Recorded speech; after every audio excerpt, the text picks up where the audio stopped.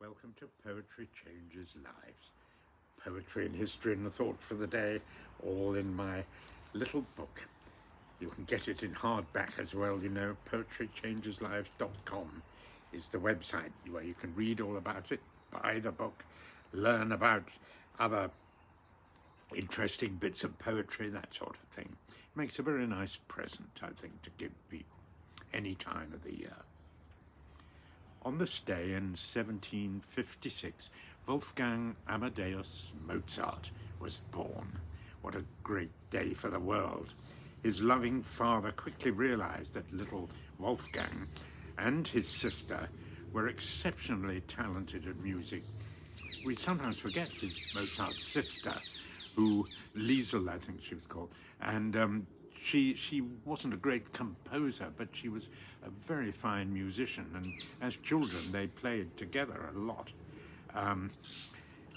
Their father he was a very loving parent, they were a loving family, but his father was quick to take them on tour when Mozart was only 6 years old in 1762. He started taking both his children on concert tours to show off their skills. And from Munich they went to Vienna to the court of the Holy Roman Emperor, the greatest court in Europe.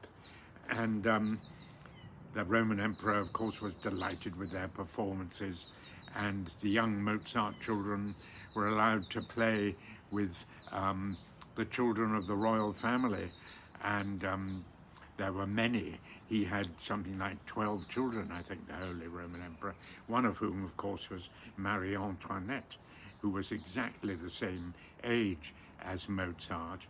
And they played together, got on well together by all accounts. They were friends, and did their schooling together at the court of the Holy Roman Emperor for a while.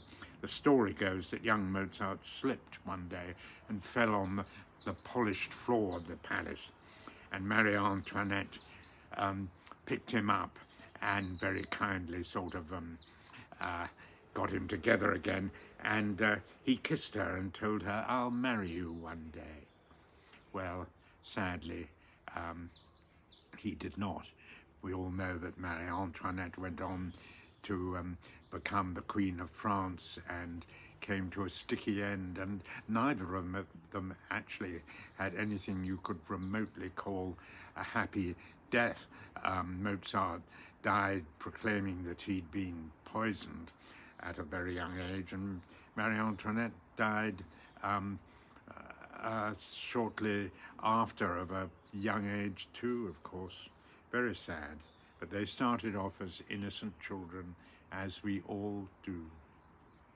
Well, today's poem is about music, and Shakespeare, of course, always describes music so beautifully, I think. I love, you know, his poem about Orpheus with his lute made trees is beautiful. I'm going to read an extract from his play Twelfth Night that is very, very good, I think, too. I performed in this play at school at the age of about 12, so I know it well. You don't forget that sort of doing things at that age. Here we are. If music be the food of love, play on. Give me excess of it, that surfeiting the appetite may sicken and so die. That strain again, it had a dying fall. Oh, it came over my ear like the sweet sound that breathes upon a bank of violets, stealing and giving odour. Enough, no more, 'tis not so sweet now as it was before. O spirit of love, how quick and fresh art thou, that notwithstanding thy capacity receiveth as the sea, naught enters there of what validity and pitch soe'er, but falls into abatement and low price, even in a minute. So full of shapes its fancy, that it alone is high fantastical.